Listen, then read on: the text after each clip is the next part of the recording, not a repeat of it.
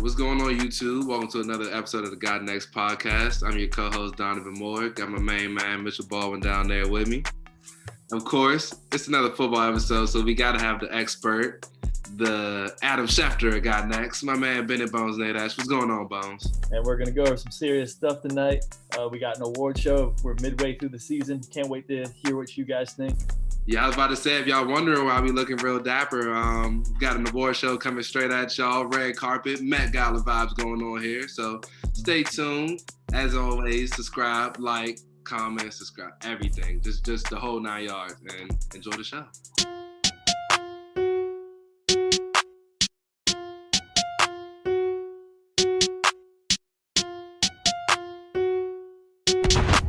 You ready to play, boy? Yo, turn it up, Slay. I can't hear nothing.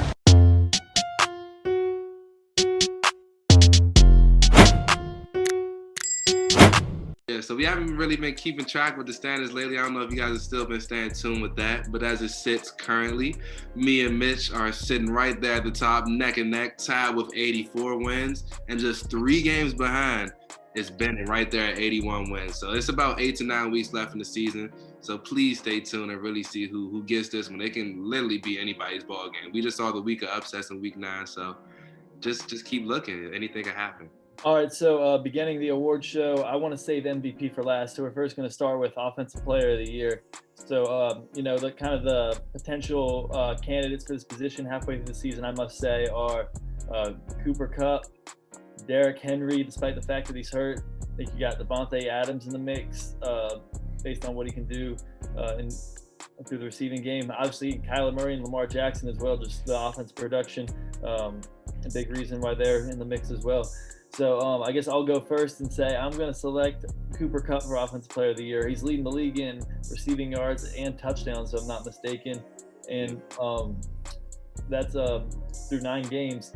And I think he's going to continue to be on the leaderboard for that just because of his chemistry with Stafford and his consistency throughout the year. I think it's a very good chance he'll get Offensive Player of the Year, and he's my pick. Yeah, honestly, I agree with you. At first, my pick was going to be Derrick Henry, obviously, with everything he was doing, what he was on pace for this year. But injuries, of course, are a part of the game, so it can't be Derrick Henry anymore. So I'll definitely go with Cooper Kupp, too. He's just having an outstanding season. And I don't really see anybody else that could kind of take that award from him, unless Kyler Murray doesn't win MVP, then I can see him getting Offensive Player of the Year. But I like Cooper Kupp for Offensive Player of the Year, definitely. So far, I definitely like Cooper Kupp. Derrick Henry was also my MVP for the season until he got injured. But, definitely injuries are part of football. So Cooper Kupp is definitely my number 1 pick right now, but it's fluid. The key word is fluid. It's fluid. So, it can happen any week. It could be anybody going on. If Cooper Kupp just, for some reason falls off for this, second half of the season, it could easily be somebody else. So, but as of right now, it's Cooper Kupp for sure. Man, the ebbs and flows of football, man, are just wild. 1 week later, the race kind of changes, and that's for a lot of these awards. But one that's kind of remained the same throughout the year is, I think, the selections for Offensive Player of the Year and also the candidates for Defensive Player of the Year, which I'll bring up now. I think, you look at the main contenders for that award. You got Myles Garrett, of course, leading the league in sacks. Right behind him, even though he missed the game, is T.J. Watt, kind of in the conversation every year. Arguably, he's gotten screwed the last couple of years, especially last year. But the reason he got screwed is because this man beat him for the award. Aaron Donald, who's won it 2 other times. He's won it 3 times in his career. There's just never a reason why he's not in the mix because of his consistency and the mismatch he poses every single game. And then kind of the newcomer for this award is Trayvon Diggs. He's kind of been hit or miss this year, but boy, has he made plays. So I think, those are your main 4 contenders. And I'm going to go with T.J. Watt, not just because I'm a Steelers fan. That's actually not the reason at all. I just think the important playmaking, the timely playmaking he's made in crunch time in games this year is, reflective of how unstoppable of a player he is. And he had 3 sacks on Monday night. He, bats balls down consistently. He's in the mix on every single play. He brings the pressure, and he's ready. He can stop the run. He can stop the pass by being such a elite pass rusher. I just think he's my selection. I do think the other 3 are balling, but especially Aaron Donald, Myles Garrett, but got to give it to TJ. Yeah, Honestly, at first, I was going to stick with my pick of Myles Garrett for Defensive Player of the Year, but I honestly like TJ Watt for this award as well. I feel like he's gotten burned the last couple of years on that Defensive Player of the Year award. And like you said, he's played a game less than Myles Garrett, and he also doesn't have the same type of pass rushing tandem on the other side like Garrett does. He has Jadeveon Clowney on the other side, so teams have to respect Clowney as well. TJ Watt doesn't really have that person on the other side that teams have to respect. So I think I'll definitely go with TJ Watt here. He only has half a sack less than Myles Garrett and one less game played. So the man just wreaks havoc on teams. He's somebody you game plan for. He gets double teamed and triple teamed, falls constantly. And I got to go with TJ Watt. For me, it's going to be Myles Garrett. Myles Garrett right now is averaging 1.3 sacks a game, and he is in line to get the NFL record of 22.5 sacks it is in a year. So, and I think if he hits that, it's not really going to matter what TJ Watt does, honestly. I think that it's going to be a lot if he gets those 22 sacks. So, I'm definitely rooting for Myles Garrett right now, and I think that he's in first place for Defensive Player of the Year. That'll be a great, great second half of the year. Because it's going to be a really tight race for that award. So it's going to be interesting to see who comes out on top, and that's probably going to be really close. An award that I don't think is going to be very close this year is Offensive Rookie of the Year. Obviously, the only legitimate candidates, let's say, are Jamar Chase and right behind him, Najee Harris, and I guess Mac Jones as of late joined the conversation ever so slightly. But obviously, I think this is Jamar Chase. I think Najee Harris is having a great year as well, considering the circumstances, especially his offensive line. But Jamar Chase has just balled almost every game this year. Other than last week against the Browns, I think he's been relevant in almost every game, and he's only a rookie. I mean, obviously it's a rookie award, but he's having stats that are, reflective of like 5 to 6 year veterans, and he's up there with them. It's only his first year. I think he's going to be a dirty player, and I think he'll begin his career with Offensive Rookie of the Year. Yeah, I feel like there's not really much of a debate here. Jamar Chase is just having an outstanding season. He had kind of a down game in his terms against Cleveland on Sunday, but that's just one game. I just feel like it's Jamar Chase's award to lose. The man is just a problem. Simply put, he's a problem. Jamar Chase. I like what you said about his Jamar Chase's award to lose, because definitely he's number one right now, definitely the number one pick. But I mean, if again anything can happen with these next 7 weeks or so. So I mean, I really do like what Najee Harris has done this year. I really don't think he gets talked about enough. He's really good. Like, especially with Bennet was talking about with the Steelers' offensive line, it's not very good. And he's getting a lot of fantasy points each week. Like, it doesn't even matter. And he's a rookie. So, I mean, it's definitely a lot of upside for the Steelers and Najee Harris. So, I do, as of right now, I like Jamar Chase, but watch out for Najee Harris if Jamar Chase falls off. Will Najee make a second half surge? Well, that's to be determined. Next award, another, kind of obvious pick, in my opinion, at least. It's between these candidates, Micah Parsons, and Micah Parsons. Are we all in agreement there? Defensive Rookie of the Year? Yeah, Micah Parsons. Micah You Parsons. got nobody else is available there. Micah Parsons. It's Micah Parsons.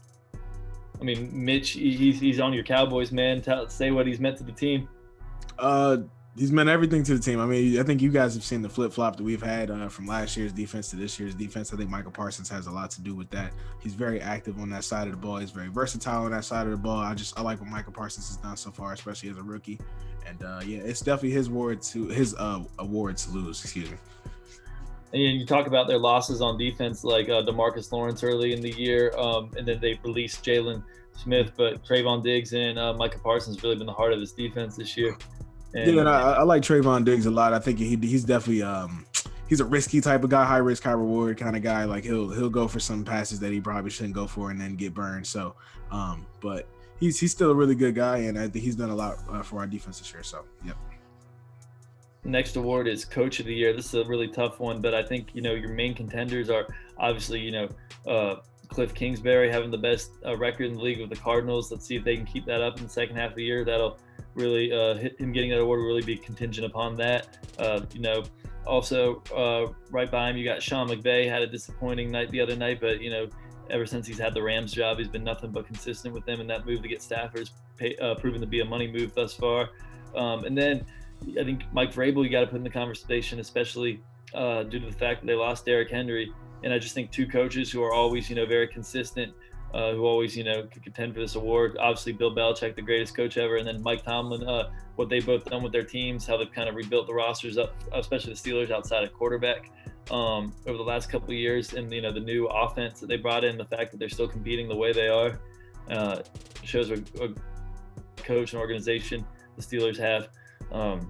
But ultimately, for this award, to me, it's between Kingsbury and Vrabel, and this is a tough one, man. I'm still thinking my answer right now.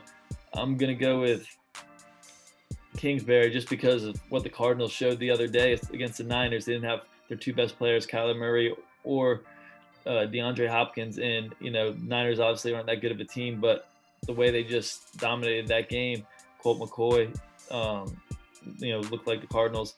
They hadn't lost a step. And I think the way their game plan and the way they're attacking teams, is reflecting well on Kingsbury, and I think it's his award to lose right now. Yeah, I definitely like the Cliff Kingsbury pick. And like you said, that win over the 49ers without Kyler Murray, without J.J. Watt, DeAndre Hopkins, A.J. Green, they're missing a lot of players, and they thoroughly beat San Francisco. So I like the Kingsbury pick. My pick right now, although I might have to go with Sean McVay, I feel like in the next Rams-Cardinals matchup, I feel like the Rams will definitely get the better of the Cardinals. And I just feel like Sean McVay deserves it. The Rams have put together a superstar cast of players, but at the same time, you got to coach these players up and get them ready to play each and every Sunday. So I really like Sean McVay for this award, but also don't sleep on Bill Belichick either. He's my dark horse here. I just feel like if the Patriots can hold on to a wild card spot and make the playoffs, you got to give Bill Belichick a lot of credit, because it's not the same standard of team that he's used to, but they're playing well and they're beating teams they shouldn't really beat. So I'm going with McVay now, but I wouldn't be surprised if Belichick gets it. There's 4 names I want to mention along with this award. One being Mike Tomlin, of course, of the Steelers. Another one being Kingsbury, of course, with the Cardinals. And then who else was I about to say? I lost it that fast. The Rams coach. I don't remember his name. McVay. And then last but not least, I want to bring up John Gruden. No, I'm playing. That was a good one. Yeah, but I'm gonna have to rock with Kingsbury so far. I think it's very obvious that he's been the Cardinals have just been really good this season.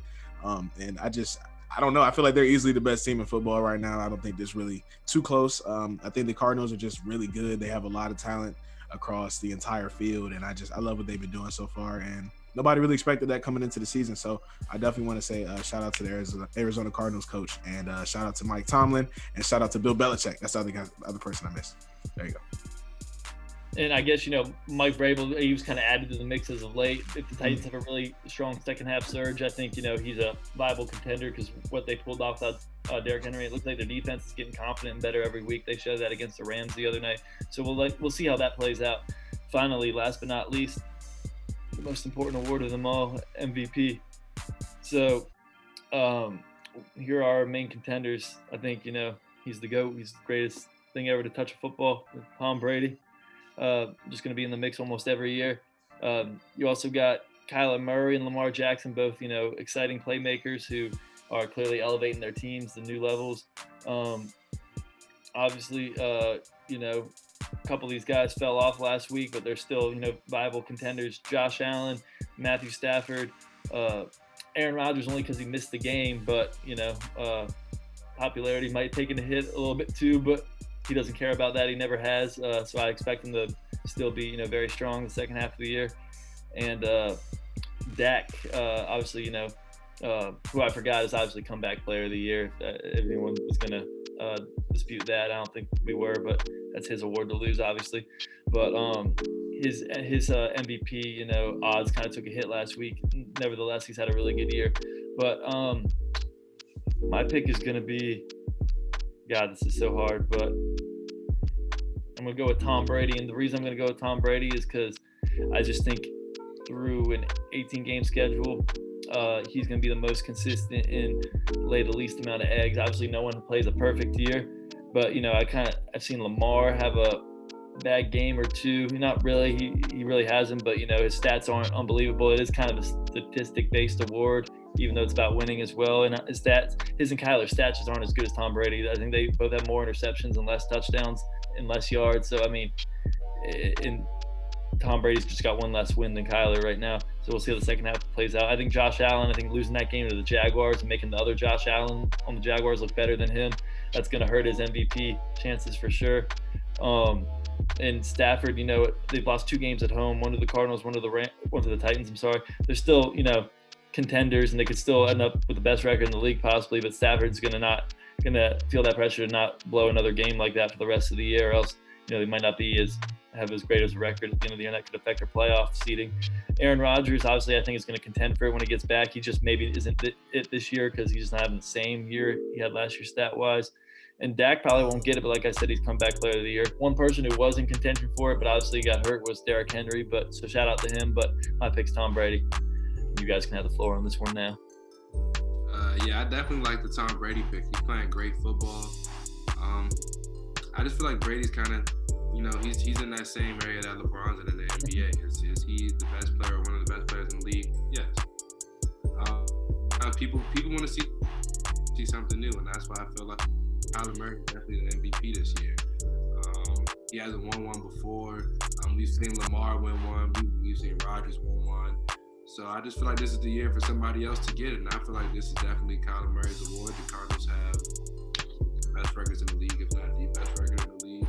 And I feel like once he gets back on the field, he's going to go back to his level and how he's playing. So I like Kyler Murray for this award. I like Kyler Murray coming into the season for this award. I'm not going to change now, especially with the success the Cardinals have had so far in their season. So far, they have a blowout win against the Titans, close one against the Vikings, blew out the Rams, pretty good game against the Niners. They beat the Browns, blew out the Browns, blew out the Texans. They beat teams that they're supposed to beat. Other than that Green Bay game, I think that's the only critique that I could really give to the Arizona Cardinals right now. Other than that, they have really solid wins. And then they just beat the 49ers again, just this past week. So I have to go with the Cardinals so far. So I have to write with Kyler Murray for the MVP so far. I love the Cardinals, man, so far. I think that they've shown a lot so far this season, and they have a lot to prove going forward. But they are definitely one of the best teams in the league as of right now. They're definitely having a hell of a year. It's going to be interesting to see how they play in the playoffs, because that's going to be a test for them that they haven't experienced with this group of guys. Mm-hmm. And we can just do a fun award on the side. It's not really like a standard award, but Fantasy Player of the Year. I mean, there will be a Fantasy Player of the Year, so I guess it is technically a standard award. But obviously, guys in the conversation, Kyler Murray and Lamar, because of what they do on the ground and the air. You guys want to toss in some other names too? Derrick Henry is obviously up there. Any receivers or anything, guys, who you think are Cup, of course. Up here? Jamar Chase. I definitely want to add Derrick Henry in there still. Yeah. Even if he is injured. Probably him. I like Nick Chubb as well. I definitely want to add Nick Chubb's name in there. Stafford and Allen when they kill it. You said what? The Stafford and Allen, when they're having their games, they're up there too. Yep. Ultimately, I'm just gonna go with. I'm gonna go with Lamar just because everything he does on the ground and touchdowns he scores and all that. I think he racks up those fantasy points for sure. Yeah, for me, quarterbacks in my league in particular don't really score that many points, so I have to give it to a running back or a receiver. So I'd have to give it to Derrick Henry. I think like anytime you face up against Derrick Henry and the Titans, he's healthy against the Titans. I mean, come on, he's going to put up a certain amount of points. They're just going to give him the ball, hammer him the ball, and he was playing so well before he got injured. So I can't give it to a quarterback personally, but I have to give it to Derrick Henry. Yeah, I think I'll go Lamar as well. I don't think I've seen him play a bad game this year. Even the games they've lost, he still played well, fantasy-wise. So I'll go Lamar Jackson. Absolutely. But thank you guys for tuning in to this episode of the God Next podcast. I hope you guys enjoyed it. This is our first annual NFL award show, and hopefully we continue to do this in the future. Make sure you guys like, comment, subscribe, all of that type of stuff, and tap in with us next week. We'll see y'all then.